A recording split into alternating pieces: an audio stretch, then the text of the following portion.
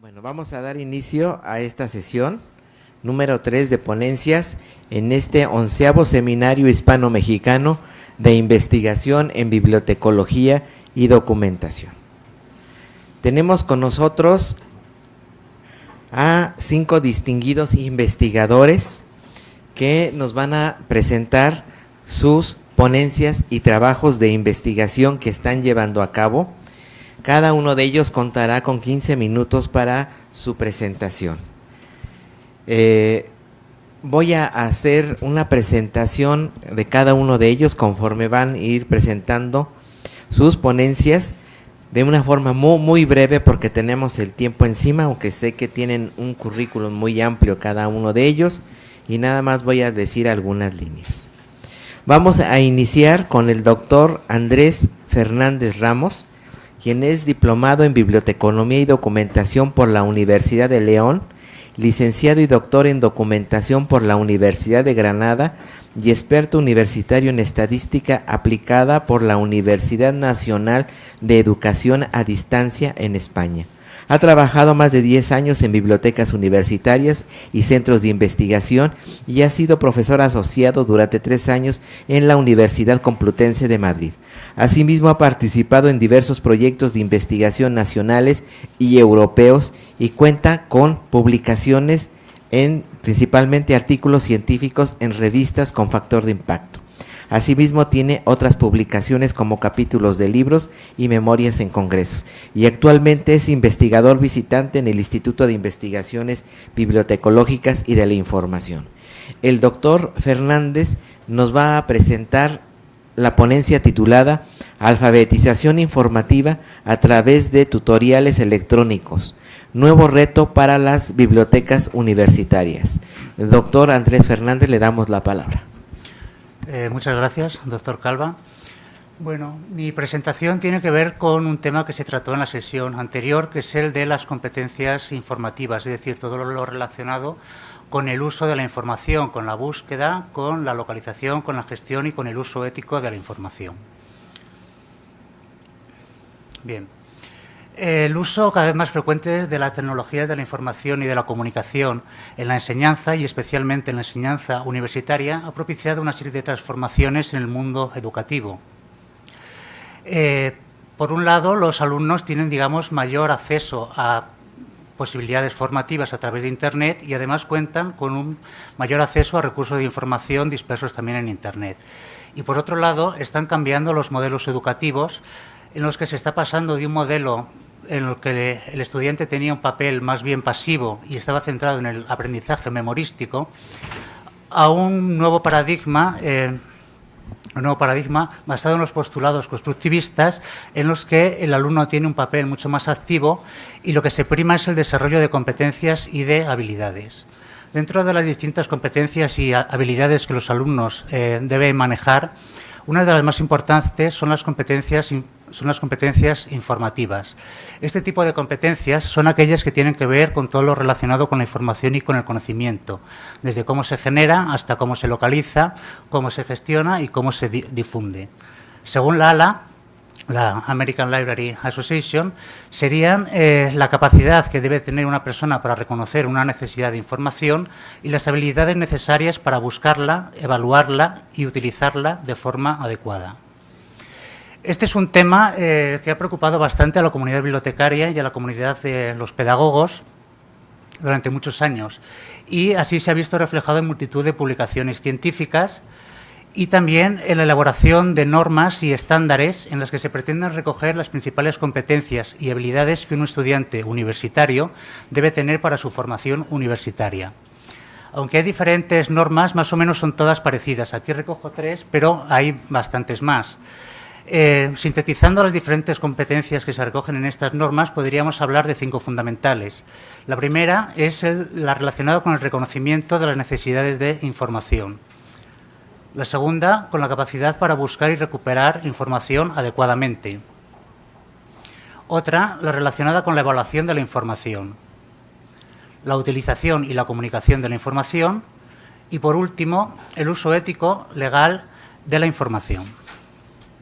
Bien, aunque estas competencias son de suma importancia, En el mundo universitario, numerosos estudios indican que nuestros estudiantes carecen o tienen importantes carencias en estos sentidos.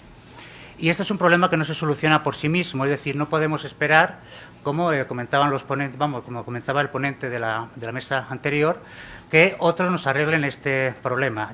Es necesario que llevemos a cabo acciones formativas para poder solucionarlo. De hecho, las bibliotecas universitarias cada vez son más conscientes de la importancia que tienen estas competencias y del papel que pueden jugar en su formación. Y por ello han incorporado entre sus labores la formación en competencias informativas. De hecho, me gustaría resaltar un informe que salió publicado hace apenas 15 días. Es el informe Itaca referente al año 2013, en el que se preguntaban a 500 directores de bibliotecas universitarias en Estados Unidos cuáles eran sus principales prioridades para el próximo año. El 97% de ellos dijo que la más importante era la formación en competencias informativas, por delante del apoyo a la investigación de los docentes, que había sido durante muchos años su principal prioridad. La formación por parte de las bibliotecas no es un tema completamente nuevo, ya que tenemos el antecedente de la formación de usuarios, que durante muchos años se ha llevado a cabo. La formación en competencias informacionales y la formación de usuarios tienen ciertas similitudes, pero también ciertas diferencias. La formación de usuarios está, sobre todo, muy enfocada al conocimiento de los fondos y de la colección de la biblioteca y al uso de las herramientas que ponen a su disposición, es decir, el catálogo, las bases de datos, etcétera. Mientras que las competencias informacionales están orientadas a que una persona sea capaz de buscar información fuera de la biblioteca y en diferentes fuentes. También la formación de usuarios se centra bastante en dos competencias fundamentales, que son las habilidades para buscar y recuperar información, mientras que las competencias informacionales, como hemos visto, también abarcan otro tipo de habilidades de mayor profundidad cognitiva, como puede ser el reconocimiento de la necesidad de información o también la evaluación o el análisis de la información. Bien, con respecto a las formas de enseñar este tipo de competencias por parte de las bibliotecas, pues en un principio esta formación se llevaba a cabo de forma presencial, pero a medida que las tecnologías de la información han permitido la formación en línea, pues las bibliotecas han ido elaborando diferentes materiales didácticos para la formación en línea. Este tipo de formación tiene detractores y tiene y hay personas que están muy a favor de ella. El caso es que tiene una serie de ventajas y de inconvenientes con respecto a la formación presencial. Entre las ventajas se podría destacar que el alumno controla su propio ritmo y el progreso de su aprendizaje, puede volver a ese material cuando lo necesite. En un principio se supone que los alumnos, que se incrementaría el número de alumnos potenciales y reales que pueden utilizar estos materiales, se puede acceder a ellos remotamente y que ahorrarían a largo plazo tiempo al personal de la biblioteca. Por otro lado, los inconvenientes que se han señalado en la literatura científica pues serían una menor interacción con los profesores y con los compañeros, la necesidad que tienen estos materiales de estar actualizados, que los alumnos serían mucho más heterogéneos y que además deberían contar con el equipo informático y con las habilidades necesarias para poder utilizarlos. Y que también, estos materiales son de difícil elaboración y requieren de un coste tanto de tiempo como de dinero. Un aspecto que me parece muy importante sobre este aspecto, sobre la formación en línea en comparación a la formación presencial de competencias informacionales, es que los últimos estudios que se han realizado, que comparan las dos formas de formación, han mostrado que la efectividad es bastante similar tanto en un sistema como en otro. Los artículos que aparecen aquí recogidos son todos ensayos controlados con diseños experimentales con dos grupos en los que se han medido las habilidades informacionales antes y después de la intervención, bien sea en línea o bien sea presencial. Y como vemos, en 12 de los 13 artículos que están aquí señalados, no se apreciaron diferencias significativas entre los dos grupos. Y con respecto a las preferencias de los usuarios, pues tampoco podemos decir que hay una tendencia clara en favor de un tipo de formación o de otro. Hay algunos que son presenciales, que se decantan por la formación presencial y otros por la formación en línea. Bien, Entre los diversos materiales que las bibliotecas han elaborado para la formación en línea de competencias informacionales, hay tres tipos principalmente. Uno serían las guías, que serían bastante rudimentarios, los manuales, que son un poco más avanzados, y por último los tutoriales. Estos últimos serían herramientas diseñadas para el autoaprendizaje a través de pasos explicativos con un tiempo, alcance y propósito limitados y accesibles a través de Internet. Estos serían un poco más complejos, tanto desde el punto de vista tecnológico como pedagógico, que los otros dos materiales que hemos mencionado anteriormente. Estos materiales, los tutoriales en línea, tienen una serie de dificultades a la hora de su elaboración, entonces hay que tener en cuenta que si queremos llevarlos a cabo de una forma efectiva, tenemos que saber más o menos qué es lo que tienen que tener, qué elementos y qué características deben tener para que sean efectivos. Como es un tema bastante reciente y todavía, digamos, las bibliotecas elaboran estos materiales de una forma muy heterogénea, pues no hay una gran unanimidad ni un gran consenso acerca de qué elementos deben tener estos tutoriales o qué características deben tener.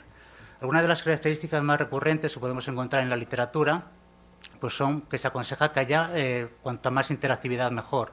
Es decir, que haya muchas actividades, que haya la posibilidad de que el alumno pueda autoevaluar su propio conocimiento, que pueda recibir asistencia por parte de algún tutor, etcétera.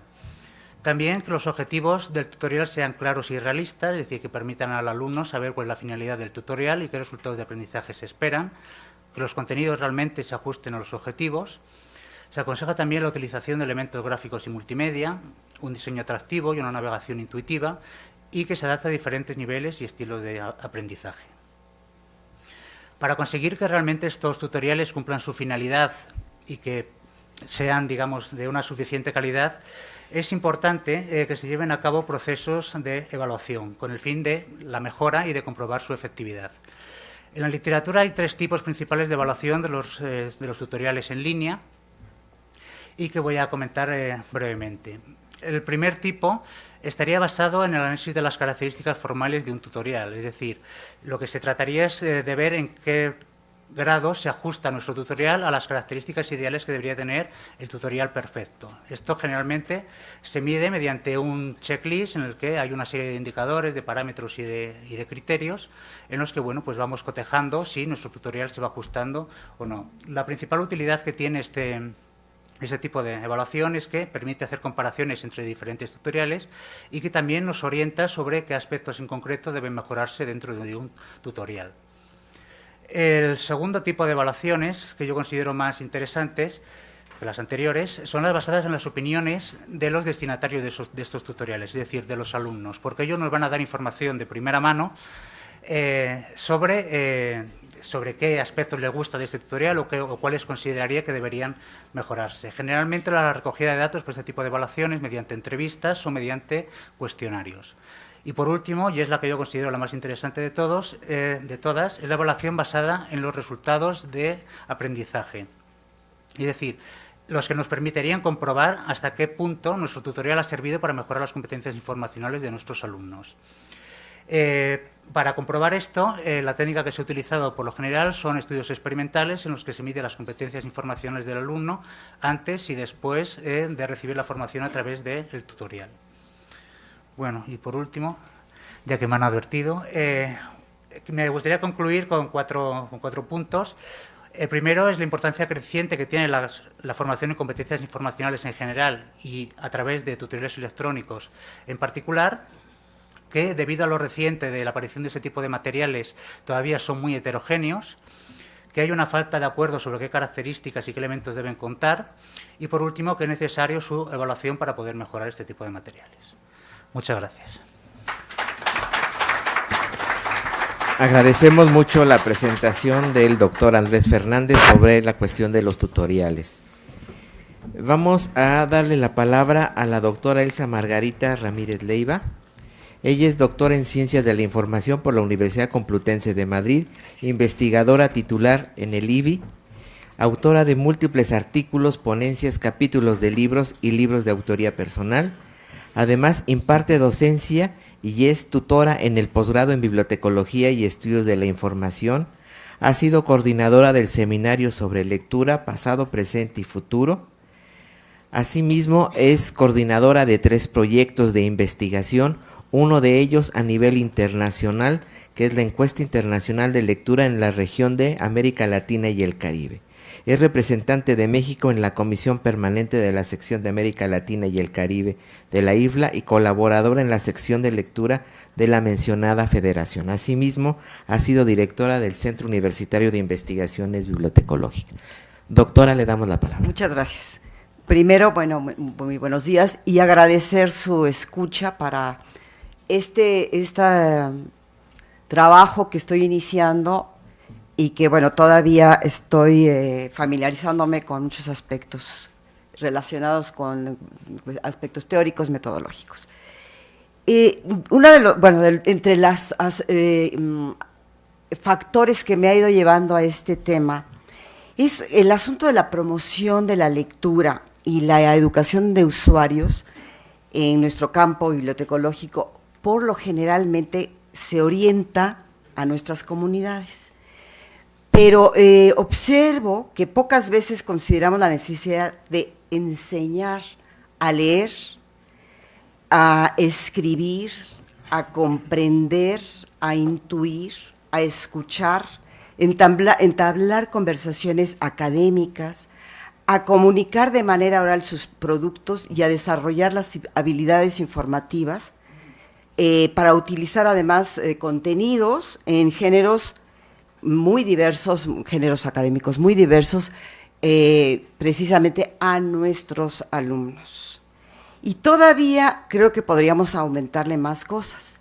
Tampoco consideramos la necesidad, como señala Jorge, que es paisano aquí de nuestros amigos españoles, Jorge Wagensberg, que es un catalán, que dice que, bueno, que tampoco se les enseña a leer y conversar con la realidad, en donde están las respuestas y también las preguntas. A conversar consigo mismo, es decir, pensar, reflexionar, a conversar con sus profesores, compañeros de su misma disciplina o de otra, con la finalidad de intercambiar saberes, dudas, hallazgos, conversar con los textos que leen, con las imágenes que ven, con lo que escuchan, a descubrir la lectura por el placer de la lectura. Y yo creo que tampoco hemos despertado todos estos intereses. Y como dice también este autor, y posiblemente eso ha propiciado que no se descubra el gozo intelectual, cuando ocurre, por ejemplo, con una comprensión o cuando le atina uno a una intuición. Todo eso me ha llevado a, como les digo, a reflexionar mucho en la labor que estamos haciendo con nuestros propios alumnos. Y esto también lo encuentro y lo confirmo. Por ejemplo, últimamente me ha tocado revisar protocolos de investigación de alumnos que desean ingresar al posgrado y algunos también de licenciatura. Para mí, bueno, ha sido una oportunidad de constatar muchas cosas con las carencias que tienen los alumnos en el momento en que ellos generan un producto, en este caso, pues es un género académico, el protocolo, porque hay una gran variedad de géneros, ¿no? El resumen, en fin. Bueno, cuando ellos generan este producto, se observa todas estas problemáticas. Incluso hace rato se decía, que además me pareció un excelente marco la conferencia magistral, que seguramente en bibliotecología citamos muy bien y usamos las fuentes excelentemente bien y la información pues no se diga. Pero cuando uno empieza a ver los protocolos, se da cuenta que hay problemas para empezar, para citar. Ahí empezamos con el problema. Hay problema también para usar la información porque no se refleja. Sí, a veces son hojas y hojas de bibliografía que no se refleja en ninguna parte del protocolo. Bueno, en fin, no me voy a poner a enumerar ahorita estas cuestiones, simplemente lo que descubro. Y bueno, yo creo que también lo que hemos puesto mucha atención es nada más a la parte funcional de la lengua escrita. Bueno, y luego, por otro lado, uno de mis alumnos de licenciatura Marcos Sierra Jiménez, que le propuse un tema de investigación sobre las prácticas de lectura de los alumnos de licenciatura de bibliotecología. Hizo un estudio en alumnos de octavo semestre, porque hay también una serie de supuestos o afirmaciones que han hecho desde Shira, de que el bibliotecólogo nada más conoce los libros por fuera. Adolfo Rodríguez dice que cómo va a promover la lectura un bibliotecólogo si no les gusta leer.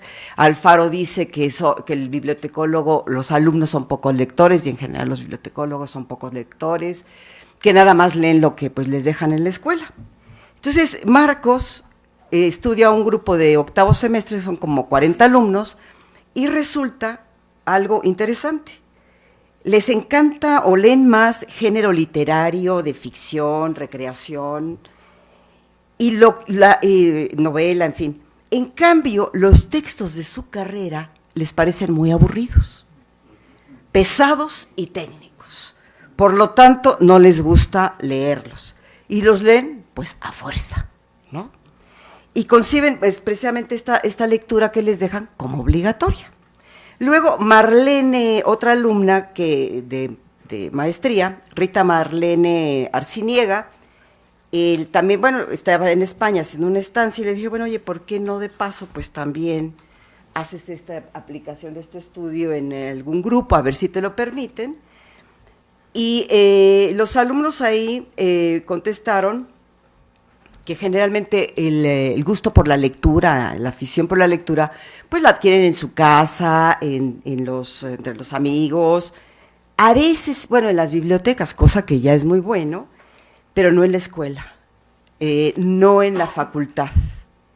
Por otro lado, también dicen que el uso de las tecnologías sería mucho mejor aprovechado por los docentes, que no la están aprovechando, para cuestiones, bueno, obviamente que nada más se usa para cuestiones de gestión, pero no para la enseñanza, vamos, ¿no?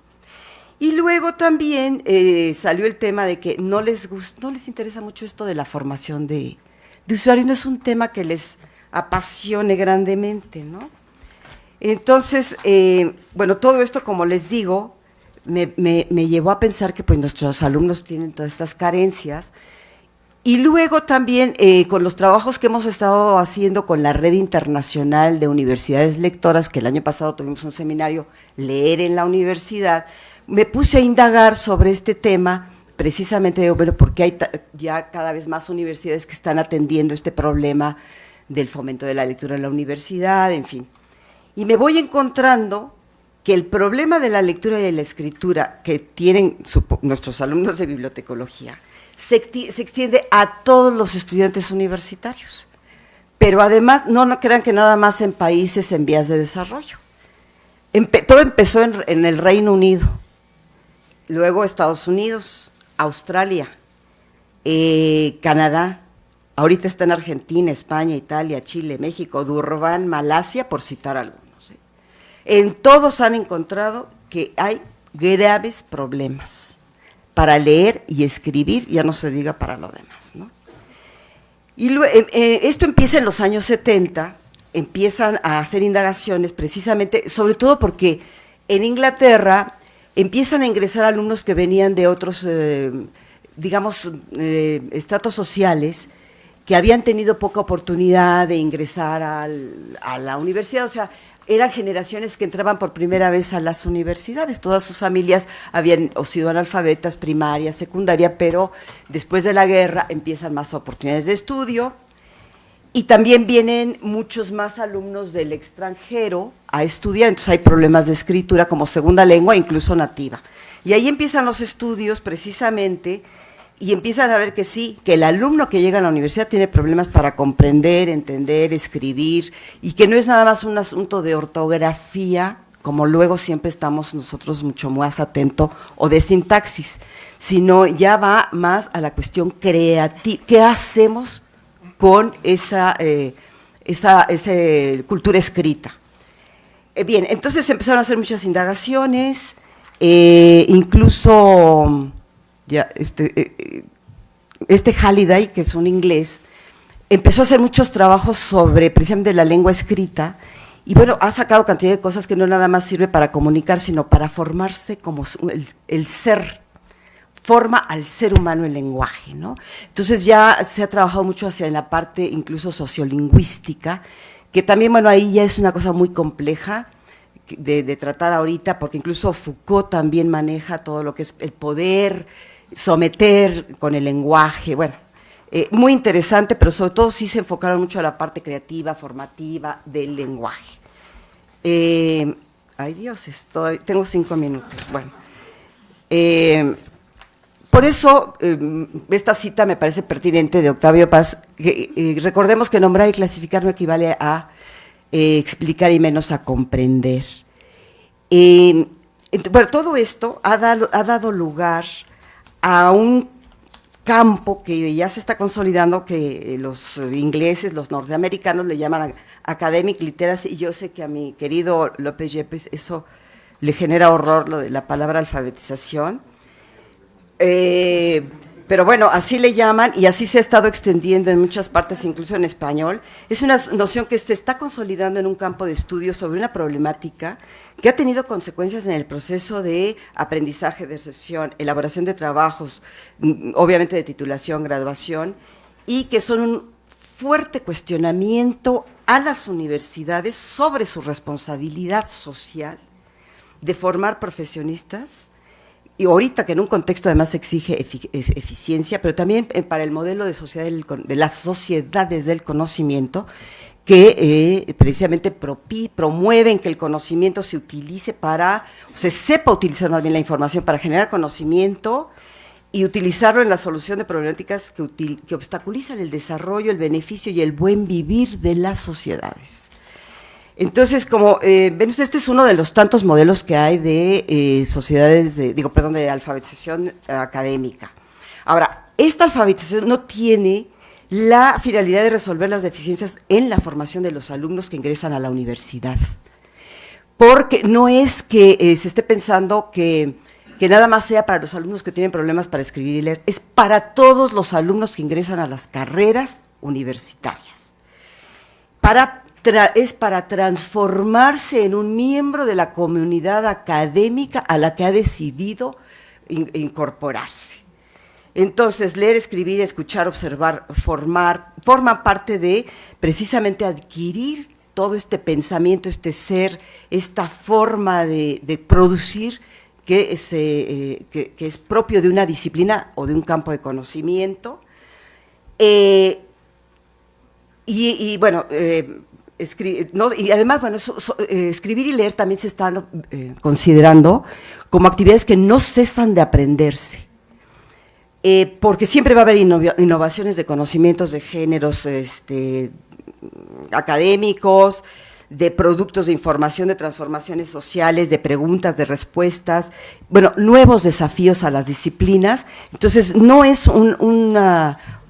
son capacidades que yo ya aprendí en la primaria, en la secundaria y se acabó, como ahorita se están concibiendo, y por eso en las instituciones de educación superior y media superior, dice, no es mi responsabilidad enseñar a leer, esto ya lo aprendió en primaria. Sí es definitivamente, porque me voy a ir saltando, porque se concibe que el alumno que ingresa a una carrera es un inmigrante y tiene que ser enseñado de cómo se maneja en esta disciplina los lenguajes, porque además cada disciplina tiene diversos lenguajes que manejan, no nada más el escrito.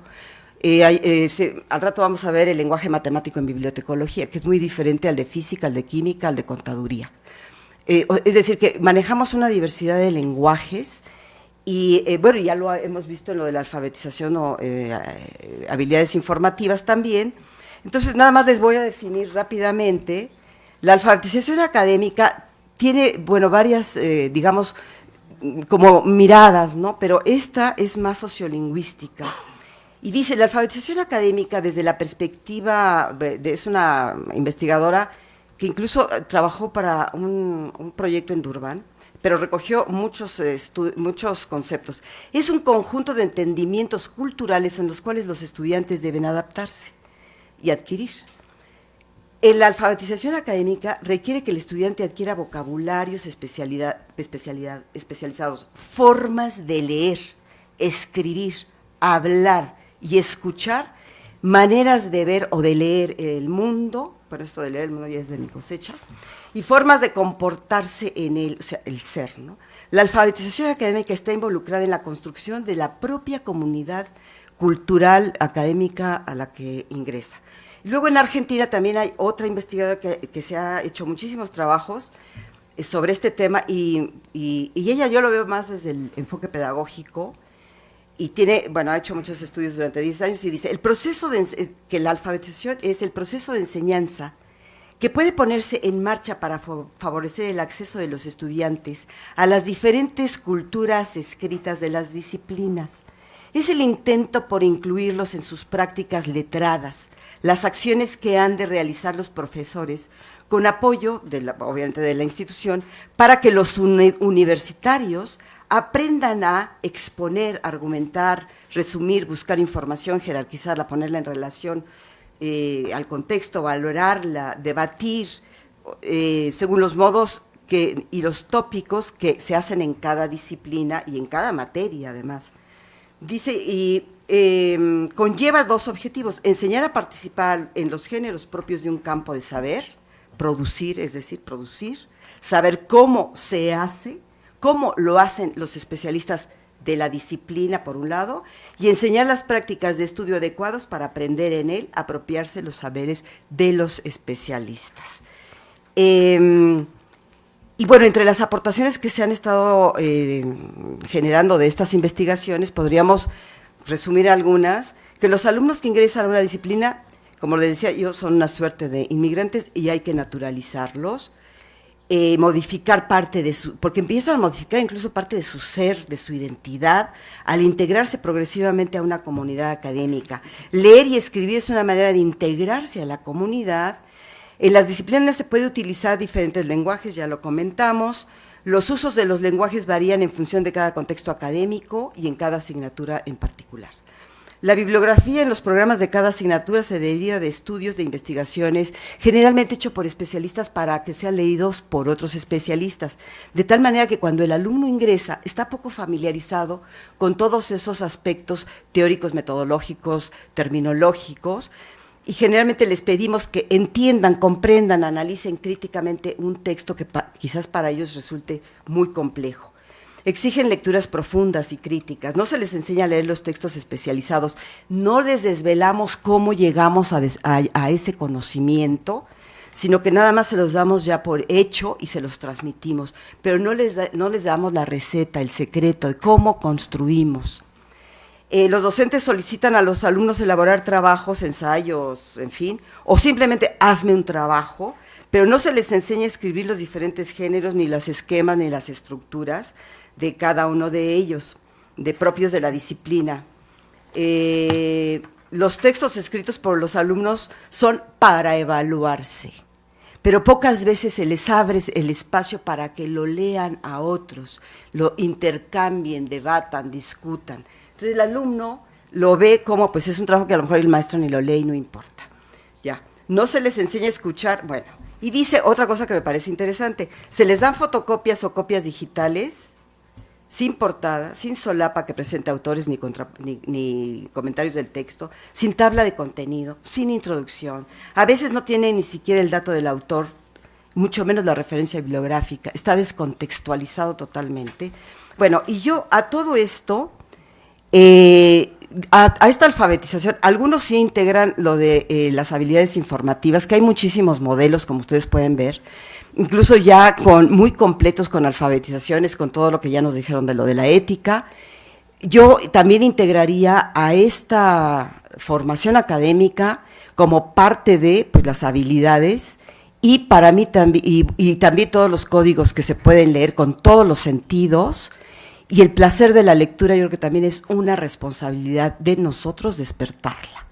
En este momento ya hay muchas universidades que están generando programas de fomento del gusto por la lectura, incluso promovidos por las bibliotecas, o sea, como parte de un todo de esta formación académica. Y además, para cerrar con esta cita, que se las dejo para leer mientras nos cambiamos. Muchas gracias. Muchas gracias, doctora Elsa Ramírez, por esta presentación sobre alfabetización informativa. Vamos, académica, perdón, sí. Vamos a darle la palabra a el doctor Héctor Alejandro Ramos Chávez. Él es licenciado en Ciencias Políticas y Administración Pública por la UNAM, magíster en Administración Pública por el Instituto Universitario de Investigación Ortega y Gasset en España, maestro en Gobernación y Asuntos Públicos por la UNAM y doctor en Antropología por el Centro de Investigaciones y Estudios Superiores en Antropología Social. Ha impartido diversos cursos a nivel licenciatura en las áreas de Sociología y Ciencias Políticas y Administración Pública en la Facultad de Ciencias Políticas y Sociales de la UNAM. Tiene diversos trabajos publicados como artículos, capítulos de libros y ponencias. Asimismo, ha participado en proyectos de investigación a nivel nacional e internacional y actualmente es investigador asociado en el Instituto de Investigaciones Bibliotecológicas y de la Información. El doctor Ramos nos va a presentar una ponencia titulada Información, Ciudadanía y Cambio Social, notas para la discusión sobre la democracia participativa. Doctor Ramos, le damos la palabra. Sí, muchas gracias por la presentación, doctor Calva. En primer lugar, me gustaría dar un agradecimiento al doctor Jaime Ríos por haberme invitado a participar y por haber aceptado también la presentación de esta ponencia. Y bueno, agradezco la presencia de todos, también en particular la presencia de la doctora Estela Morales Campos, la coordinadora de Humanidades de aquí de la UNAM. Como ya bien lo dijo el doctor Calva, esta presentación se titula Información, Ciudadanía y Cambio Social, notas para la discusión sobre la democracia participativa. Esta presentación está dividida en los siguientes apartados. En primer lugar, se inicia con el tema del concepto de cambio social, posteriormente el de ciudadanía, en tercer lugar el de la importancia de la información en la construcción de ciudadanía, después se aborda la discusión de los cambios en el entendimiento del concepto de democracia, al pasar de su definición de democracia representativa al de democracia participativa, para finalmente hacer algunas reflexiones finales a manera de conclusiones. Entrando al tema de cambio social, bueno, diversos autores reconocidos como clásicos en los estudios de la sociedad han abordado el análisis del concepto del cambio social, entre los cuales, solo por mencionar algunos, se encuentran Claude Saint-Simon, Comte, Spencer, Marx, Durkheim, Weber, Parsons, Berber y Luckmann, Foucault y Johnson, entre otros, ¿no? Pero el tratar de abordar a cada uno de ellos se llevaría una o varias presentaciones como esta. Sin embargo, sí me interesaría retomar algunos de los postulados de ellos para contextualizar el uso de la noción.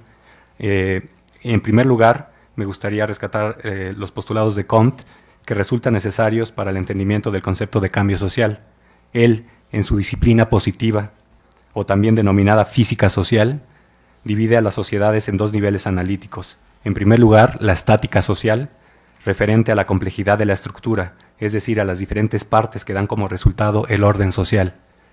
En segundo lugar, denomina como dinámica social, y en esta dinámica social donde puede existir más fácilmente un cambio social, referente a la complejidad de la estructura, referente a la complejidad, aquí estamos en lo referente a los procesos, que se llevan a cabo en la sociedad y que pueden hacer que la misma se desarrolle. En este punto, referente a la dinámica social, Comte argumenta que la humanidad ha pasado por tres estadios en su desarrollo. En primer lugar, un estadio teológico, fincado en el entendimiento a partir de lo religioso y lo divino. En un segundo lugar, en un estadio metafísico, el cual es un estadio de transición basado en las respuestas abstractas e ideas que intentan explicar el orden de las cosas. Y finalmente, desde el año de 1822, en un estadio positivo, que tiene como fundamento el conocimiento y un método analítico. Por otro lado, el cambio social en Weber, que tiene como características el ser gradual y lento, está relacionado con un proceso de racionalización que impacta tanto a fines como a valores y puede ser de cuatro tipos. De tipo práctico, en primer lugar, que está relacionado con cambios en una acción o realidad concreta. Este tipo de cambio está más acotado a un plano individual. También puede ser de tipo teórico o cognoscitivo, el cual se refiere al cambio tendiente a dominar una realidad determinada. También puede ser de tipo sustantivo, que es el que más le importa a Weber, pues es el más plural al tomar en consideración, de cierta forma, los otros tres tipos de cambio y que puede permear de forma más amplia en la sociedad. Asimismo, autores más contemporáneos y de cierta forma vinculados con el tema de la información y el conocimiento han utilizado intrínsecamente el concepto de cambio social. Por ejemplo, Manuel Castells menciona un cambio social a partir de la revolución en las tecnologías de la información y la comunicación. De igual forma, otros autores abordan la temática del cambio social a partir de las transformaciones de la sociedad industrial, basada en valores como el consumo, el capital y la producción, a la sociedad del conocimiento, basada en valores como la persona y los saberes. De lo anterior se desprende que una definición general de cambio social nos indicaría la capacidad de una sociedad determinada de variar en diferentes grados sus estructuras, ya sean políticas, económicas, culturales, éticas o identitarias, para acoplarse a diferentes situaciones y momentos históricos de su existencia. El concepto, en la mayoría de las ocasiones, tiene una connotación positiva, pues se relaciona con una adaptación o evolución necesaria que le permitan a la sociedad acoplarse a los momentos históricos determinados. Como se puede apreciar tanto en esta definición como en los autores mencionados, el cambio social puede provenir de diferentes niveles y en diferentes grados, pero para las sociedades contemporáneas de Iberoamérica, y a título personal, considero pertinente reflexionar sobre el papel del ciudadano y en específico el papel de la información en la construcción del ciudadano, como factores clave y constantes en los posibles cambios de las sociedades. Es aquí donde se inserta el tema de la ciudadanía, y en este sentido han existido cambios en el concepto de ciudadanía, al pasar de ser un concepto que solo atribuía derechos a los individuos a un uso polisémico que incluye en la actualidad una visión más participativa de la actividad y la vinculación de los individuos en los asuntos públicos. Bueno, dependiendo de los contextos culturales e históricos en los cuales se inserte el análisis, la ciudadanía ha asumido diferentes formas e interpretaciones. La más común es la de vincular a la propia ciudadanía con su forma más básica, es decir, definiéndola como el derecho a tener derechos. Marshall, en el año de 1949, en su análisis del desarrollo del concepto de ciudadanía, propone 3 elementos constitutivos. En primer lugar, un elemento civil, referente a los derechos que son necesarios para la libertad individual, como la libertad de persona, de expresión, de pensamiento y de religión, así como por el componente de derecho a la propiedad y la justicia. En segundo lugar está un elemento político, que se relaciona con el derecho a participar en el ejercicio del poder. Finalmente, un elemento social que se vincula con el derecho a un mínimo bienestar económico, así como con el derecho a ser parte del patrimonio y los estándares civilizados de vida. Sin embargo, a estos elementos constitutivos de la ciudadanía primarios se le agregan, a partir de las discusiones que se dan en la segunda mitad del siglo XX, los derechos que no recaen en la persona, sino en colectividades humanas como la comunidad, la nación, grupos étnicos, así como en derechos como en el del medio ambiente, las mujeres, indígenas, ancianos, niños, jóvenes y consumidores. Incluso se ha hablado de derechos bajo la etiqueta de 4ª generación, relativos a la bioética para preservar la vida y a la regulación de la ingeniería genética. En este escenario surgieron nuevos grupos con identidades diferenciadas y la necesidad de estos de ser reconocidos, así como el cumplimiento de sus demandas y necesidades específicas. Aunque estos movimientos de nuevas identidades surgieron con mayor fuerza en otros países de Europa y los Estados Unidos de América, su importancia creció de forma significativa en los países de la región latinoamericana. Estas discusiones arrojan un debate muy importante en cuanto al sentido del significado del ciudadano, dejando de lado el reconocimiento de igualdad por el derecho de ser ciudadano al pasar a ser reconocidos y tener derechos a ser diferentes. Por lo tanto, el concepto o la concepción clásica de ciudadanía resultó desbordada por sus implicaciones racionalistas, individualistas, universalistas y homogeneizadoras, que no permitieron el reconocimiento de las diferencias sociales substanciales de los individuos, que buscaban, a partir de sus propias diferencias, participar en el ejercicio y prácticas de la ciudadanía, participación que se daría en un contexto de argumentación y expresión de ideas, esto en la esfera pública. Pero para una correcta argumentación y expresión de ideas se necesita de información obligatoriamente. Y es aquí justo donde se relaciona el concepto de información y ciudadanía. En este punto me gustaría iniciar con una cita de Marshall, cuando menciona que el derecho ciudadano a la libertad de palabra tiene poca sustancia real. Si, debido a la falta de educación o información, el individuo no tiene nada que merezca la pena decir y carece de medios para hacerse escuchar en caso de que quiera decir algo. Lo anterior se vincula directamente con el tema de la información, tanto en su entendimiento como derecho, así como en su papel para volver realidad la libertad de palabra. En un contexto democrático, se puede entender a la información como un elemento esencial mediante el cual los ciudadanos pueden incrementar sus conocimientos y con ello su capacidad de acción frente a los asuntos públicos. Es decir, la información como un pilar de la reconstrucción de la esfera pública. Sin embargo, en el escenario actual de la región, sobre todo latinoamericana, nos encontramos con que los grupos marginados, pobres y vulnerables, en muchas ocasiones carecen de la información importante y oportuna para tener un mejor modo de vida, tal como carecen de información relacionada con sus derechos, opciones de empleo, servicios públicos de salud, vivienda y educación, así como con un desconocimiento de los programas y las políticas públicas. Lo anterior deriva en una nula presencia y participación de los asuntos públicos y en la definición de una agenda de estrategias y utilización de los recursos. Ante esto, como menciona Fleury, la construcción de la democracia en la región introduce la reivindicación ciudadana de un derecho de quinta generación, más allá de los derechos civiles, políticos, sociales y difusos, que equivale a demandar una gestión deliberativa de las políticas públicas. En este punto resulta igualmente necesario instrumentar acciones mediante las cuales los hasta ahora excluidos de información puedan acceder a ella, con lo cual tengan mejores elementos para su participación en la gestión de las políticas públicas y en general en su participación en los asuntos públicos. En este contexto se puede entender a la información como un derecho, así como un principio básico en los gobiernos democráticos. Como derecho, han existido grandes avances en el reconocimiento a nivel internacional de los derechos de libertad de expresión y acceso a la información, que tienen por objetivo el ahondar en los propios principios democráticos relacionados con la participación, la responsabilidad, el acceso a la información y la transparencia. Como principio básico, se puede entender como un instrumento fundamental para aumentar y mejorar la capacidad de acción de la población, pues forma la base en la que se construye la participación de la esfera pública y con ello en los procesos que den un cambio entre la visión de la democracia representativa y la democracia participativa, lo cual nos lleva al último de los temas abordados en esta presentación. Y bueno, en este sentido se ha argumentado que como una forma política eficaz en un territorio determinado, la democracia está necesariamente vinculada a la ciudadanía y ésta solo puede existir dentro de la legalidad de un Estado democrático. La universalización total de la ciudadanía es un ideal al que se acercan en mayor o menor grado de proximidad las democracias realmente existentes.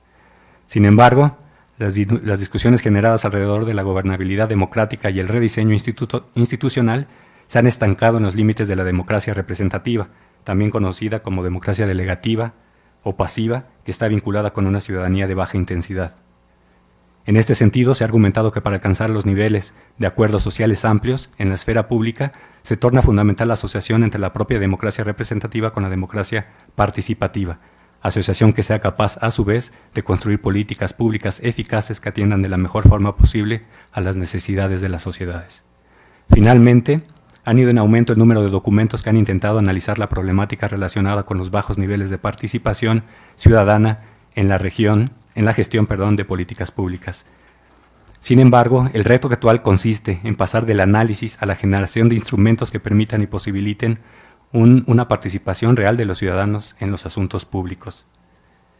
Como reflexiones finales, me gustaría comentar que el concepto de ciudadanía ya no puede circunscribirse con exclusividad al plano jurídico como derecho a tener derechos, sino que entran a discusión muchos otros factores que afectan las prácticas y formas en las que se desarrolla la ciudadanía, por lo que el entendimiento del concepto retrotrae al análisis y comprensión de otros elementos que se le van sumando. Uno de estos elementos necesariamente es el de la importancia de la información en la construcción de ciudadanía. En este escenario, se tendría que trabajar en el desarrollo de mejores canales para llegarse de información, pero también de mejores vías para transmitirla y difundirla. Lo anterior, a la par de representar un reto para las bibliotecas públicas relacionado con la capacidad de constituirse en espacios que coadyuven a la formación ciudadana, también pone en evidencia la necesidad de mejorar otros canales de participación e intercambio de ideas que posibiliten un tránsito de la democracia representativa a la democracia participativa. De igual forma, surge la necesidad de discutir y proponer modelos de gobierno diferentes que posibiliten a la ciudadanía, pero no solo a esta, sino a todos los actores involucrados con las políticas específicas, a participar de forma más amplia y activa y ser tomados en cuenta en la gestión de las políticas públicas. Lo anterior permitiría vislumbrar un profundo cambio social. Muchas gracias por su atención.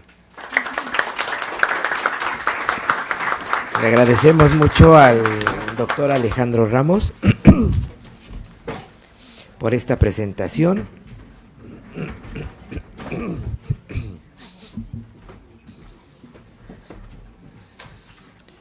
Vamos a darle la palabra a la doctora Isabel Villaseñor Rodríguez.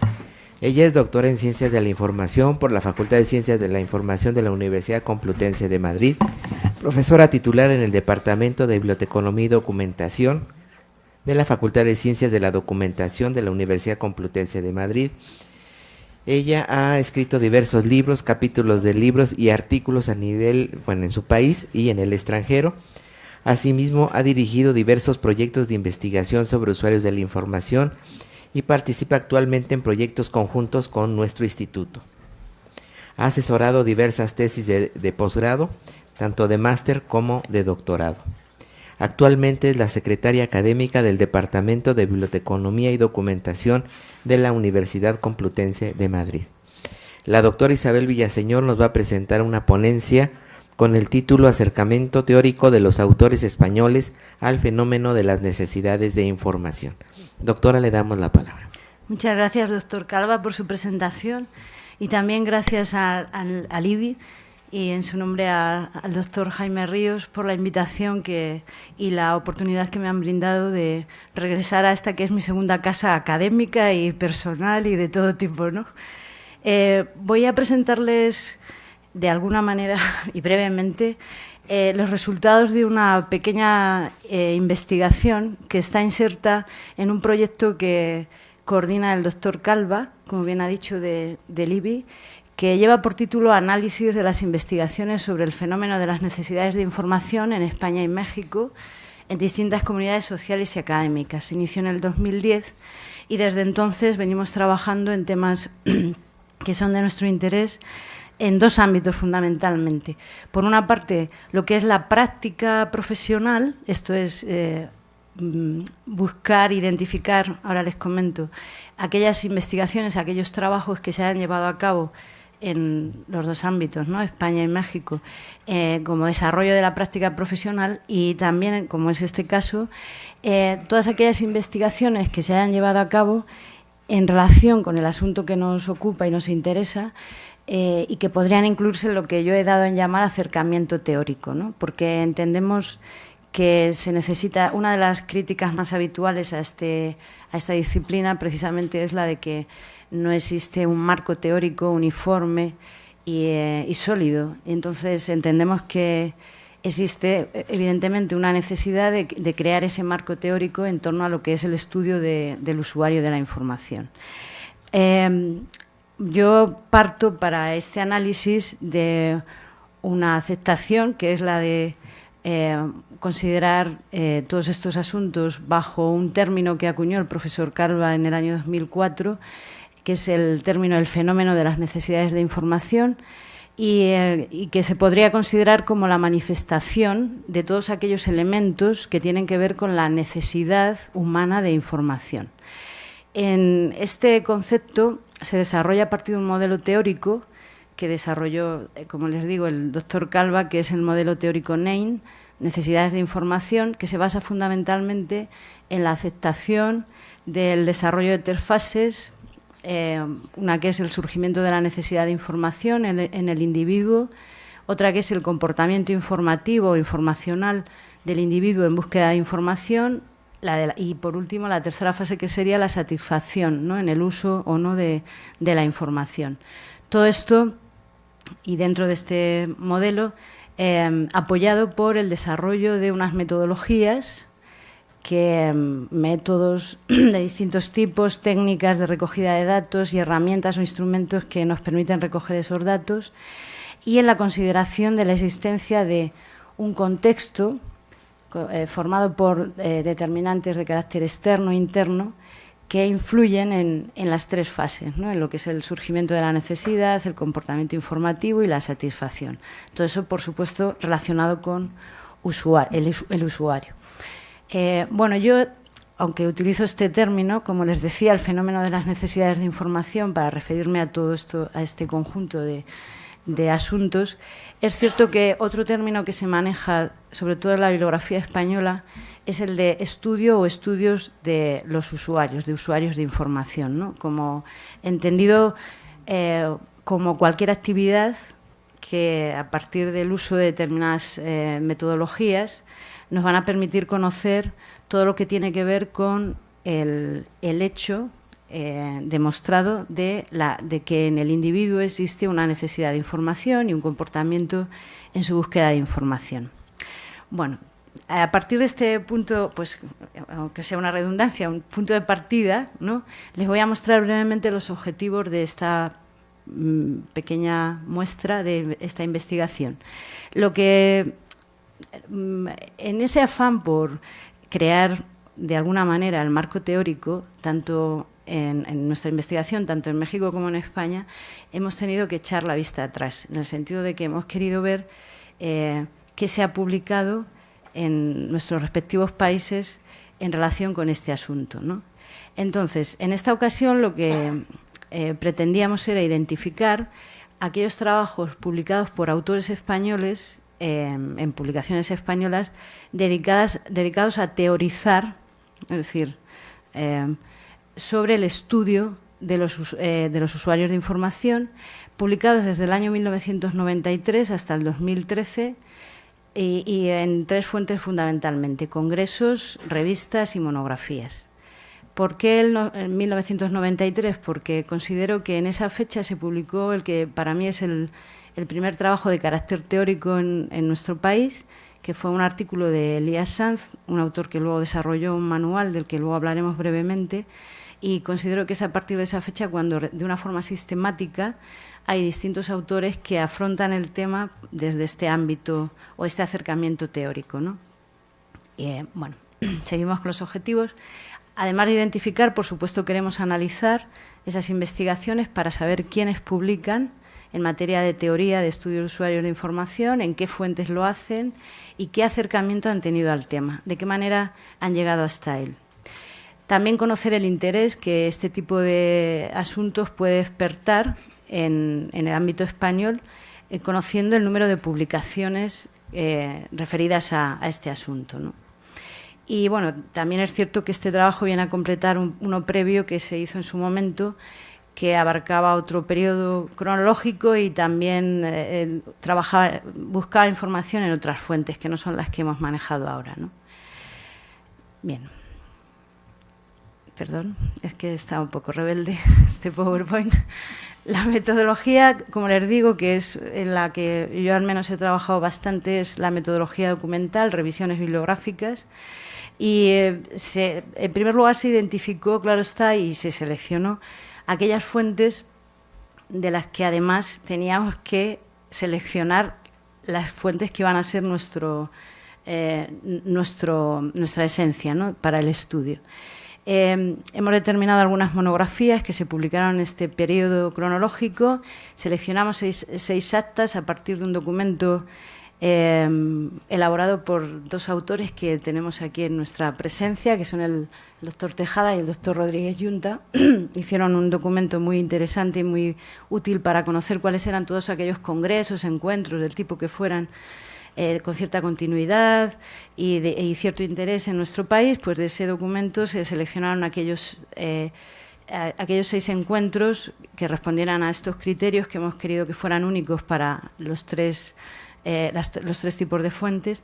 Y luego también se seleccionaron 12 revistas. Siempre hemos utilizado el mismo recurso, un recurso que se llama DICE, que es un recurso español que nos permite conocer aquellas revistas especializadas en biblioteconomía y documentación publicadas en España que cuentan con una calidad de mayor interés gracias a los criterios Latindex, ¿no? Y a partir de ahí pues hemos seleccionado, bueno, no voy a entrar en ello, iba a decir las 12 mejores. No es, en cuanto a esos criterios Latindex, no es propiamente así, porque hay una que la tuvimos que meter,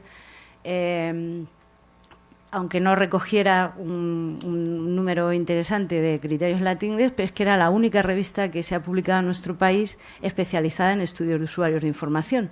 Entonces tuvimos que meterla en esas 12 seleccionadas, aunque ya les digo, no cuenten con esos criterios de calidad. Los criterios que hemos utilizado para seleccionar las fuentes fundamentalmente ha sido el de pertinencia, es decir, que se contuvieran, se pudieran incluir en esos límites temáticos y cronológicos que hemos expresado.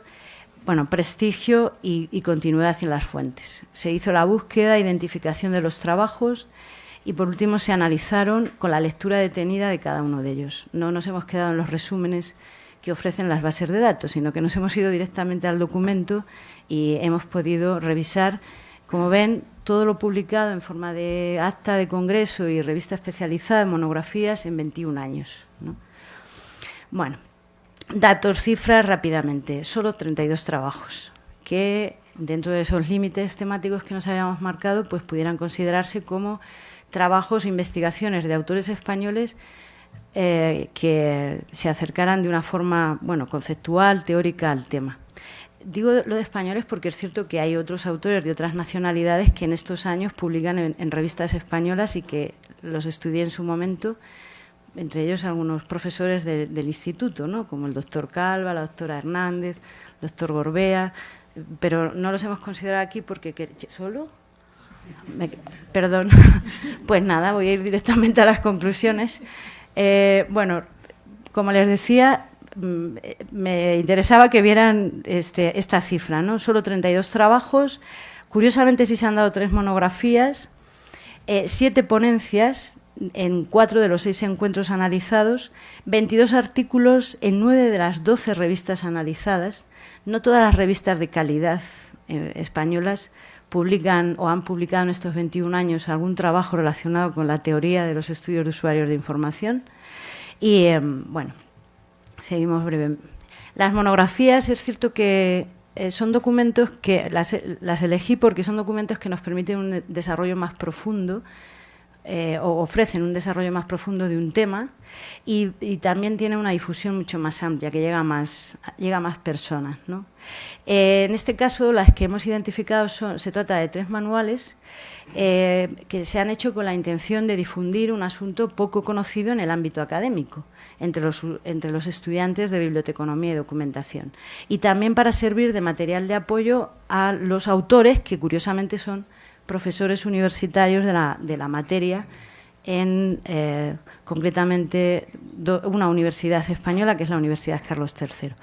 Las monografías son estas, los títulos son muy significativos. El primero de ellos fue bastante impactante y seguimos utilizando como referencia, no solo en el ámbito español o de lengua española, y es el Manual de Estudios de Usuarios.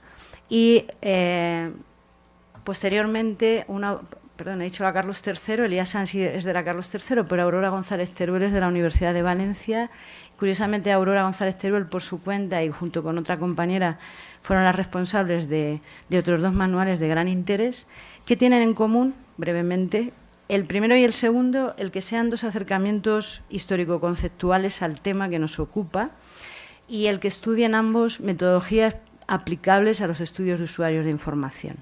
Las diferencias: el primero es mucho más generalista, el de Elías Sanz; el segundo se centra en algo muy particular en nuestra materia, que es el comportamiento informativo. Elías Sanz no se decanta por ninguna de las 3 fases, pero Aurora González Teruel ha marcado desde un principio siempre su interés por este asunto, ¿no?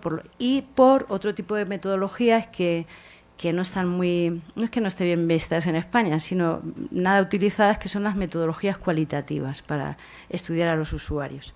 Y en el tercero de los manuales, igual, la misma autora con otra compañera, lo que hacen es un manual de aplicaciones prácticas, de técnicas, sobre todo de metodología cualitativa para desarrollar estos estudios. Bueno, a continuación venía una larga lista de títulos de estos documentos que les he dicho, de los 32, especificando cuál era el asunto que trataba cada uno de ellos. Hemos elegido las ponencias también por...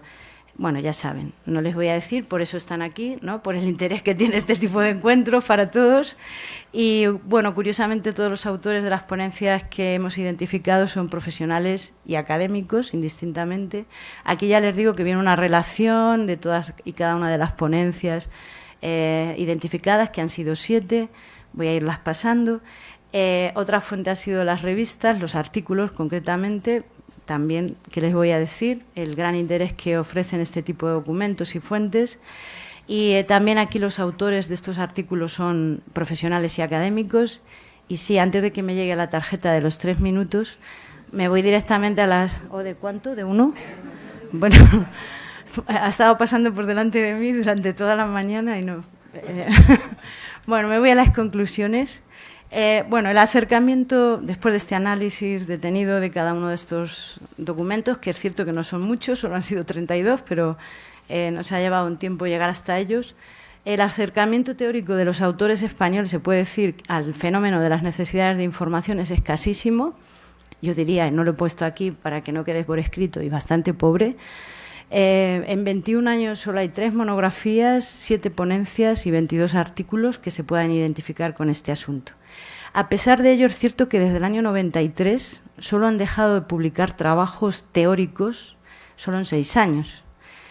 Luego, parece que es un tema que resulta de interés, ¿no? Incluso en el año 2013 se publicó un artículo en una de las revistas de más impacto, que es la de la Facultad de Documentación, que trata asuntos relacionados con metodologías de investigación. Los autores españoles de monografías se acercan al tema con un interés introductorio y didáctico, mientras que en ponencias y artículos, evidentemente, predomina el acercamiento específico sobre algún asunto más concreto. Por supuesto, prefieren el artículo fundamentalmente como vehículo más apropiado para afrontar ese acercamiento teórico a un tema. De entre todos los aspectos tratados teóricos, predomina el referido al análisis de metodologías y técnicas de recogida de datos. En España tenemos el complejo de que todas estas técnicas las hemos adoptado de otras disciplinas y entonces de las ciencias sociales, y entonces pues tenemos que aprender a hacer un cuestionario, a aplicar una entrevista, etcétera, etcétera, ¿no? Entonces eso se evidencia en lo publicado, aunque hay otros temas que se tratan. Predominan los autores que son profesores universitarios, de 23 trabajos de los 32, aunque no en las ponencias, curiosamente eso tiene su explicación. En cuanto a la forma de trabajar, también predomina la autoría individual. Ese acercamiento al tema no es como en otro estudio que hice de la práctica profesional, estudios de usuarios que se habían hecho, donde predominaba el trabajo en equipo, entre incluso profesionales y académicos. En este caso el acercamiento teórico es individual, y yo creo que esta es la última. El interés por desarrollar el marco teórico... bueno, aún me quedan 2 minutos. El interés por desarrollar el marco teórico de los estudios de usuarios de información en España, al menos yo así lo considero, se sitúa fundamentalmente en el ámbito universitario.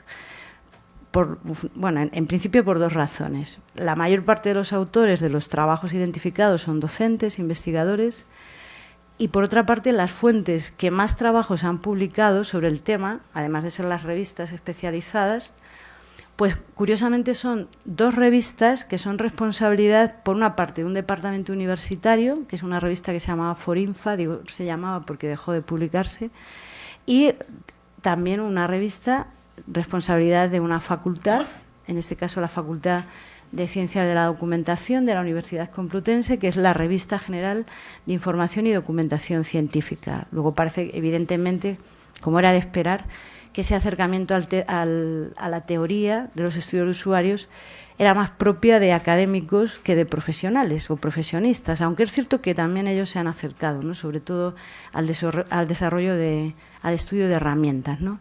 Y nada más, muchas gracias por su atención. Espero no haberles aburrido. Muchas gracias, le agradecemos a la doctora Isabel Villaseñor esta presentación sobre un avance de la investigación que lleva a cabo. Vamos a darle la palabra al doctor José López Yepes. El doctor es doctor en Filosofía y Letras por la Universidad Complutense de Madrid. Actualmente es catedrático de Biblioteconomía y Documentación en la Facultad de Ciencias de la Información de la Universidad Complutense de Madrid. Fue director de la Escuela Universitaria de Biblioteconomía y Documentación de la Complutense, la que actualmente hoy es la Facultad de Ciencias de la Documentación. Fue vicedecano de Nuevas Enseñanzas y Biblioteca en la Facultad de Ciencias de la Información. Asimismo, fue fundador y director de las revistas Documentación de las Ciencias de la Información y de la Revista General de Información y Documentación, así como del Journal of Spanish Research on Information Science. Pertenece a diferentes instituciones científicas en su país y en el extranjero. Asimismo, ha participado como profesor e investigador invitado en diversas universidades extranjeras. Es asesor y director de diversas, yo diría que bastantes, tesis de máster y de doctorado. Tiene muchísimas publicaciones, ya no voy a entrar en detalles en cada una de ellas, diversos libros publicados y artículos en su país y en el extranjero.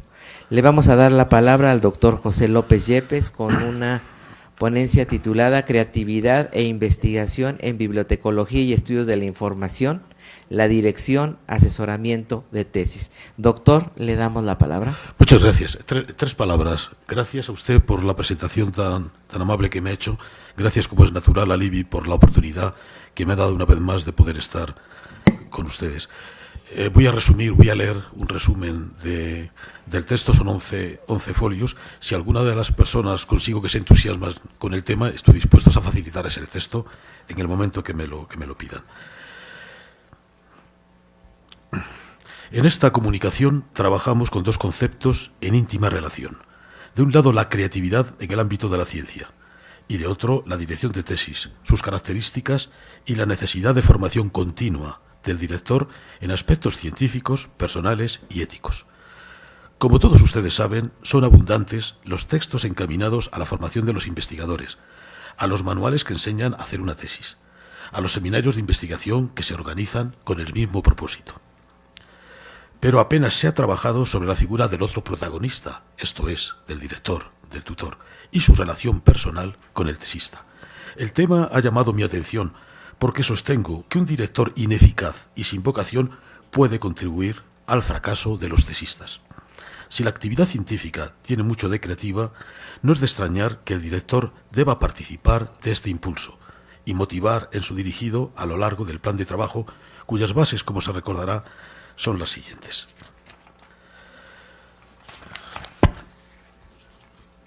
Perdón que tenga que pasar rápido. Sobre la creatividad y la imaginación creadora en la investigación científica. Es habitual que cuando hablamos de creatividad pensemos en la acción individual de artistas y escritores de ficción. Sin embargo, la investigación científica participa del concepto de creatividad e incluso ésta se constituye el motor de la propia investigación. Algunas notas sobre ello. 1. La creatividad conlleva las nociones esenciales de novedad, de valor y de utilidad. 2. La imaginación es una acción que nutre el pensamiento creativo de nuevas ideas y ayuda a desarrollar el espíritu innovador. A este respecto, Einstein decía: tengo lo suficiente de un artista para expresar libremente lo que mi imaginación produzca. La imaginación es más importante que el conocimiento. El conocimiento es limitado, la investigación no. 3. Los niños nacen con una gran capacidad de imaginación acompañada de curiosidad y de asombro por el entorno, sensaciones que el adulto ha ido perdiendo con el tiempo y que el investigador debe, de nuevo, recuperar.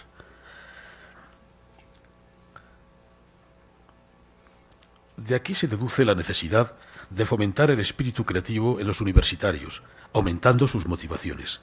También evitando cercenar este espíritu cuando el tesista se muestra acomodaticio a determinadas líneas en los proyectos más fáciles de financiar o en temas que se ponen de moda, olvidando a menudo lo que la actividad investigadora tiene de aventura personal y de ejercicio de resolución de problemas de cierta trascendencia y utilidad. Como corolario de lo antedicho, tal vez no sea exagerado afirmar, aun con dolor por mi parte, que hoy investigamos primordialmente y con obsesión para ser bien evaluados, y con frecuencia por encima de la originalidad y utilidad de los trabajos. Pues bien, la creatividad, que se basa en la capacidad de imaginación, tal como ocurre en el arte y en la literatura, cobra un papel especialmente relevante en algunas de las fases del plan de trabajo investigador. En nuestra opinión, la imaginación creadora se muestra como elemento esencial en las fases de interrogación o elección de tema, en la formulación de hipótesis y procedimientos metodológicos, en la fase de obtención de las nuevas ideas y finalmente en la fase de creación del documento científico o redacción. El director de la tesis. Tal vez parezca baladí ofrecer una nueva reflexión acerca de la figura del director. Sin embargo, conviene recordar algunas cuestiones que la experiencia y la literatura han demostrado. La primera de ellas es que el director no ha tenido una formación específica como tal. Es un logro que ha adquirido a través de la andadura investigadora en la medida en que trata de seguir el ejemplo de su director. La segunda de ellas es la constatación de que no todos los que han obtenido un grado académico han adquirido necesariamente la capacidad de dirigir, y ello se muestra dolorosamente en algunas de las objeciones que los tribunales ponen a las tesis de las que los únicos responsables somos los directores. Sobre todo lo cual procede tener en cuenta las siguientes consideraciones. 1. El director debe intervenir en todas y en cada una de las fases del proceso en favor del investigador, por lo que tiene como misiones las siguientes que pasaré lógicamente rápidamente.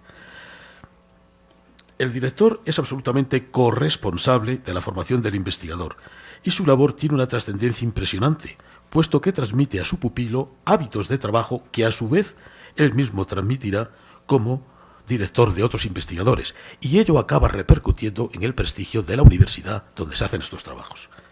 El director es exigente y espera docilidad de su alumno, no exenta de espíritu crítico en las conversaciones mantenidas entre ambos. A su vez, el alumno espera atención a sus demandas. El director es consciente de que es una especie de padre, en Alemania lo llaman Vater Doctor, o guía intelectual del dirigido, de que el proceso investigador produce en ambos una determinada situación psicológica y emocional, y que las demostraciones de afecto y ánimo pueden evitar el fracaso de dicho proceso. El director no coarta la personalidad del investigador y permite que exprese sus convicciones, moduladas convenientemente en el ámbito del diálogo entre ambos. Finalmente, el director debe mostrar un comportamiento ético ejemplar. Esto lo he añadido a raíz de lo que he oído esta mañana. Perdón. La elección de tema. Como se sabe, la elección de tema de investigación es cuestión ardua y difícil. El director debe conseguir, por medio de lecturas aconsejadas, conversaciones, etc., llegar a seleccionar el tema y tipo de trabajo ajustados íntegramente a la naturaleza y formación del investigador, con ayuda de la bolsa de temas, como si se tratara de unos zapatos o un traje a su medida, tema que además ha de ser bien titulado. La imaginación creadora es capaz de detectar la existencia de problemas científicos. En efecto, ya desde este momento, el director inculca a su pupilo el hábito de la interrogación. A la pregunta hecha al físico Linde si su vida era una sucesión infinita de preguntas, respondía, claro, sin ellas moriría siendo un idiota. Pero cuando empiezas a hacerte preguntas, el proceso es imparable. Las hipótesis y los procedimientos metodológicos. También la imaginación creadora juega un papel en la determinación de las hipótesis y los procedimientos metodológicos. En efecto, y como todos ustedes saben, las hipótesis son verdades aventuradas basadas en la reflexión sobre el contenido del tema y en resultados imaginados. Para lograrlos se requieren asimismo métodos que, naturalmente, se ajusten a la naturaleza del objeto de investigación. La obtención de las nuevas ideas. Es en esta fase nuclear del proceso donde se vislumbra con mayor claridad la fuerza de la imaginación creadora. En ella se trata de obtener una serie de ideas o juicios de valor que constituyen las respuestas objetivas a los problemas planteados en el tema de la tesis y que se ofrecerán de modo sintético en las conclusiones. También de dar cumplida respuesta a preguntas inquietantes como ¿de dónde vienen las ideas? ¿Cómo puedo obtenerlas? Tenemos la sensación tradicional de que las ideas vienen del exterior, como si cayeran sobre nosotros por intuición o por iluminación, y tal vez por la impetración a seres divinos. Sin embargo, sostenemos que las nuevas ideas se producen en el ejercicio pensante del investigador y de su director a lo largo de dos estrategias o actitudes. Una de ellas que afecta al tesista y otra que afecta al objeto de la investigación.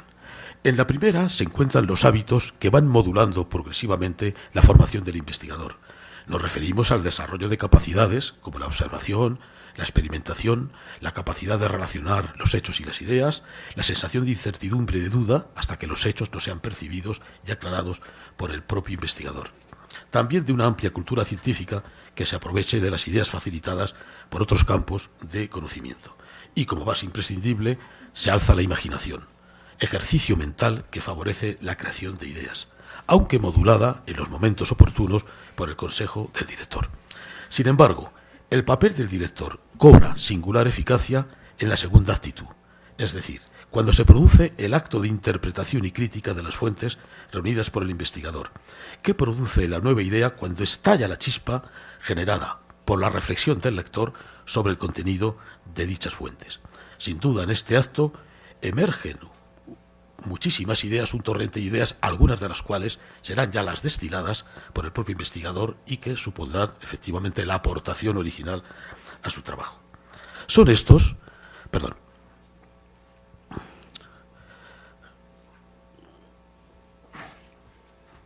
¿qué es Quilpas? Perdón, gracias. Es que he dado al ratoncillo este.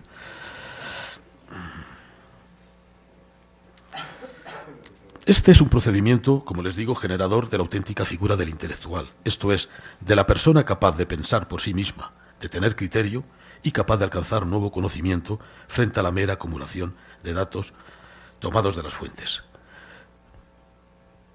Son estos, por tanto, los efectos de la lectura crítica, pues leer, como ha escrito Barnés, es ir al encuentro de otro, intendere, saber interpretar, intellegere, quitar lo superfluo, putare, reagrupar lo diverso, cogitare y sopesar, pensare. La producción del documento. Pero si una poderosa acción creativa ha dado lugar a la obtención del mensaje científico, ahora entramos en un campo abonado para la llamada creatividad literaria, aunque radicalmente distinta a la ficción. Se trata de aquel tipo de creatividad que procura la comunicación eficaz del mensaje científico a la comunidad, y ello con ánimo de su convencimiento por la vía de la argumentación razonada, lógica y objetiva. Se trata, pues, de la construcción de un texto comunicable mediante el uso del lenguaje científico, y que debe tener en cuenta que el investigador, al ser descubridor o forjador de nuevas ideas, debe nominarlas, ponerles nombre, inventar palabras en suma. Nombrar y definir las nuevas ideas es, pues, oficio natural del científico. A este respecto, los investigadores hispanohablantes deberíamos evitar el uso de anglicismos y extranjerismos y, por el contrario, utilizar el rico acervo de nuestra lengua. ¿Por qué en vez de decir tablet o tableta? Tableta puede ser de chocolate, tableta puede ser un medicamento.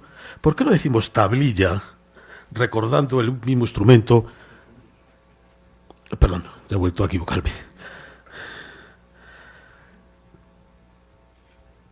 ¿Por qué no utilizamos, como les digo, la palabra tablilla, recordando el viejo instrumento que se utilizaba en la antigüedad para leer y escribir? Porque con esto leemos y con esto escribimos también. En todo caso, los términos científicos se toman en principio del lenguaje ordinario, pero la creación o adaptación de palabras tomadas del lenguaje ordinario por analogía da lugar a un acto creativo cuyo resultado es la metáfora. La metáfora es imprescindible en la creación del lenguaje científico, a pesar del riesgo que se corre cuando algunas se configuran en tópicos aparentemente inamovibles. Pues bien, convenida ya la estructura lingüística del texto, el proceso de redacción exige el uso de un estilo sencillo donde predomine la estructura más simple de nuestra lengua, a saber, sujeto, verbo y predicado por este orden, y el adecuado uso de los signos de puntuación. El director debe manifestar al tesista que las ideas expuestas con claridad son las únicas que tienen la posibilidad de una buena transmisión y, por ende, el aprovechamiento por los miembros de la comunidad académica. Una redacción no correcta suele ser frecuentemente un síntoma de que el trabajo no ha sido bien realizado.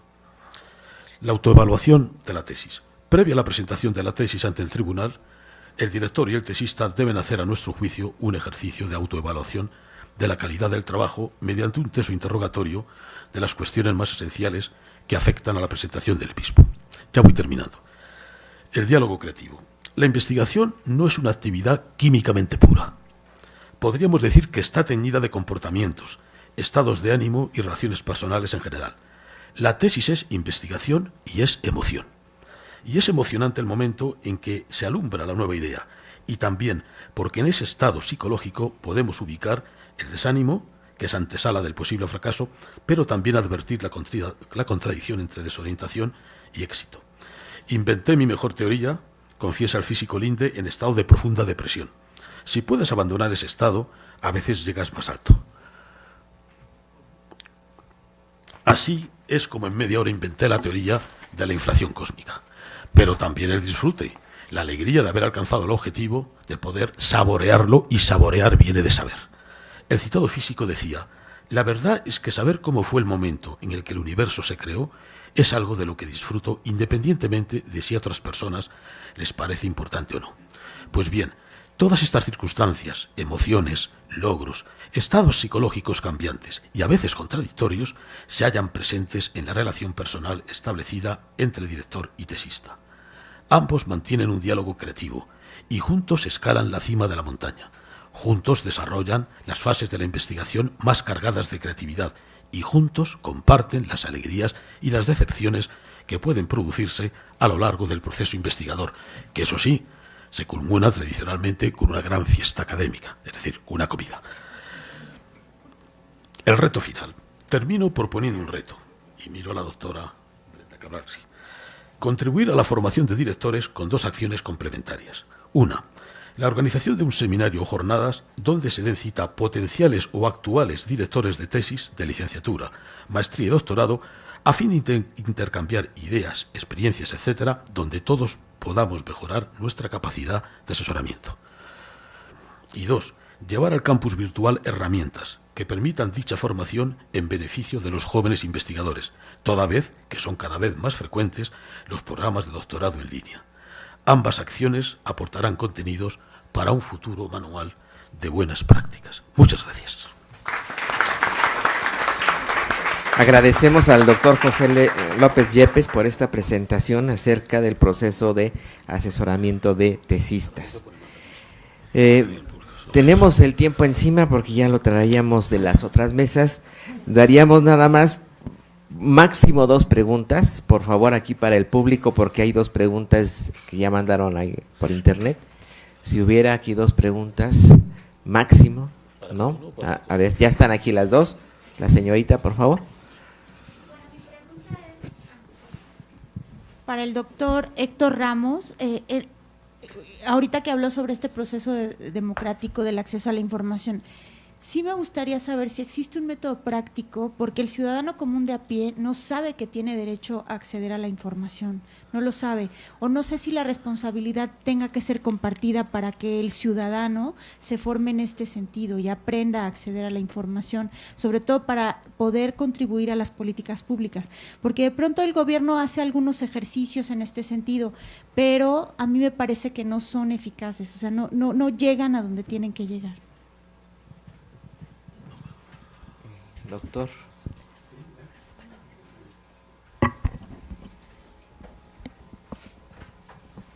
Sí, gracias. Bueno, es muy interesante el planteamiento.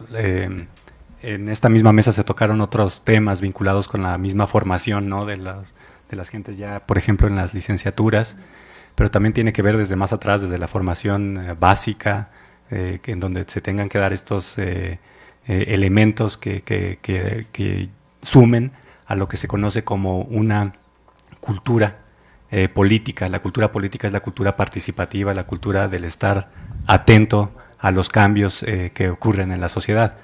Definitivamente el ciudadano puede por iniciativa propia acercarse también a buscar información, es como muchas veces se ha llegado a cabo, pero creo que es también muy importante que se generen políticas en las cuales pues se ponga a disposición de los ciudadanos también información para que se regenere esa propia participación social y cívica dentro de los asuntos públicos.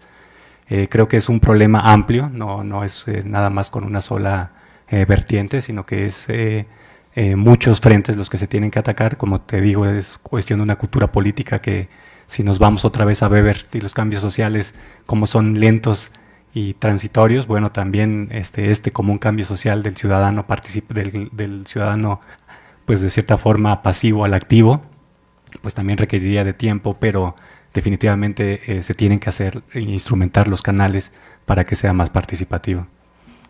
Muchas gracias. El doctor Luis Rodríguez, por favor. Gracias. Es una pregunta a Isabel Villaseñor, en relación también con una investigación que se presenta en los datos españoles, pero que se está realizando en México, ¿no?, también igualmente.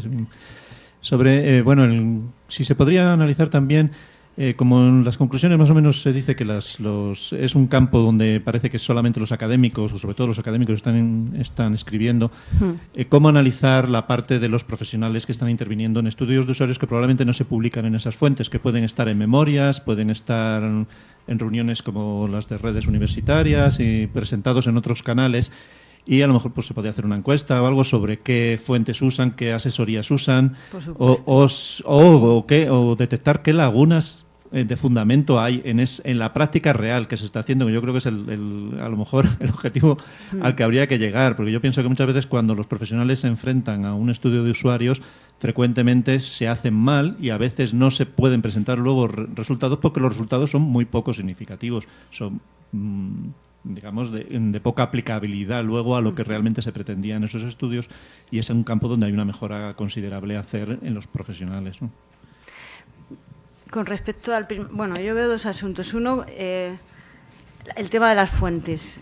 Evidentemente he empezado por las publicadas, claro está, o por las publicadas de fácil acceso, ¿no? Quiero decir que es una investigación que sí podría profundizarse llegando hasta esos otros... no sé si llamarlos documentos, ¿no? Pero que no se conozcan. Lo que es la práctica en sí, a partir de un cuestionario, ¿no? Consultándoles. En su momento, por ejemplo, hubo una experiencia muy interesante de Karina Rey, una autora que es una de las pocas que repiten en tratar temas relacionados con la teoría de este asunto, que hizo una encuesta entre las bibliotecas universitarias catalanas, porque es catalana, para conocer si se hacían o no estudios de usuarios de información en la práctica profesional. Entonces, yo en mi investigación he comenzado con lo que son revisiones bibliográficas, es decir, documentos publicados de más o menos fácil acceso. Y con respecto a la práctica profesional, hombre, yo sé que carecemos de muchos conocimientos en la práctica profesional. Hombre, yo puedo hablar de la de nuestro país, ¿no? Pero seguramente con esta investigación se llegue a unas conclusiones muy semejantes. Me refiero a los dos países, ¿no?, que estamos trabajando en este asunto. Pero a mí me tranquiliza el hecho de que en los planes de estudio, no en todos, lamentablemente, pero en los planes de estudio encaminados a formar futuros profesionales de la información que hay en nuestro país, en España, se tratan estas materias, en el sentido de que hay asignaturas, desgraciadamente no todas son obligatorias, de carácter obligatorio, la mayoría son de carácter optativo, en las que se forma a los futuros profesionales en el desarrollo de técnicas y aplicación de técnicas para llevar a cabo estudios de usuarios de información. No sé si... Entonces, pero es que no puedo hacer... Quiero decir, yo por mi cuenta ojalá pudiera ser algo más estándar, se pudieran hacer cursos de formación, de actualización. A mí lo que no me sirve de nada son afirmaciones del tipo, es que este tema no interesa a nadie, como se me han hecho, ¿no? ¿Cómo no nos va a interesar el usuario de la información? O sea, es que entonces no tendríamos ningún sentido, ¿ya? Bueno, pero si yo ya no... Perdón. Es que tenemos dos preguntas que hicieron aquí. Perdón. Le pediría al doctor López Yepes y a la doctora Elsa Ramírez que sean muy cortitos en dar respuestas. Hay una pregunta en el sentido, y que es muy común, que hay una política en México para descuidar el uso de la cultura escrita para que la ciudadanía no desarrolle una actitud crítica ante algunas cuestiones del gobierno. Habría que estudiar eso, porque sí es una idea generalizada, pero lo que a mí les puedo decir, y ahora sin descargo de la política, es que el problema de la lectura y la escritura en la universidad se ha descubierto en muchos países, inclusive altamente desarrollados, Canadá, Estados Unidos, Australia, España, Italia, en fin, y por eso está la preocupación permanente en esto ahorita, porque el uso de la cultura escrita ha sido muy funcional, muy para redactar más que para una, como llaman estas personas de la alfabetización académica, la escritura para acto creativo, innovativo. Si no es nada más para copiar y repetir, igualmente la lectura. Pero por otro lado también en Descargo de México, la OCDE hizo un estudio, en 2009 sacaron los resultados de la lectura por gusto, ha disminuido de 2000 a 2009, 5 puntos, ha disminuido en los jóvenes. Estados Unidos hizo un estudio en 2006, en jóvenes de 18 a 24 años, lo mismo, ha disminuido el gusto, la afición por la lectura, y como están ellos mismos mencionando, la lectura por placer está asociada a la competencia lectora y encuentra una diferencia crucial entre los estudiantes que tienen un buen rendimiento en la evaluación lectora, y bueno, dicen que la evaluación lectora, en pocas palabras, no se debe ver más en cuanto a los tiempos, o sea, cuánto tiempo, sino que debería de verse precisamente en los términos de el disfrute, ¿no? Porque muchas veces está puesto, ¿cuánto tiempo le dedicas a leer? Y no a otro aspecto. Bueno, esto lo digo porque en países desarrollados lo mismo ha dicho algún país europeo de alto nivel, que están detectando esta disminución del gusto por la lectura y la importancia que tiene esta lectura para el desarrollo de la persona, de sus capacidades, todas sus capacidades, que ya las dijo muy bien el doctor López Yepes, imaginativas, creativas, de comunicación, en fin, de generación de conocimiento, en todas. Doctor, ¿qué recomendaría usted a lo que pregunta Julián Chávez? Bueno, pues en primer lugar, darle las gracias por hacerme la pregunta, por haber atendido, como veo, con cierto interés mi intervención. Yo conozco al maestro Julián Ochoa, me siento orgulloso de la amistad que nos profesamos mutuamente. Pues decirle dos cosas, claro, como es lógico, y en primer lugar un acercamiento personal a su director o directora de tesis, propiciando encuentros personales. La propia institución en la que él profesa pues puede organizar eventos, seminarios de este tipo, que hace que estos profesores españoles pues puedan sentir el placer y la alegría de visitar México. Y en segundo lugar, pues esperar de alguna manera que un proyecto que acabamos de plantear a nuestra universidad, de creación de herramientas didácticas para propiciar precisamente la dirección de tesis, pues no se llegue a efecto. En todo caso, yo estoy personalmente a su entera disposición y aprovecho esta ocasión pues para animarle, y que a pesar de la distancia estamos tan lejos, pero realmente estamos muy cerca. Nada más, muchas gracias. Muchas gracias. Despedimos esta mesa, por favor, con un fuerte aplauso. Y damos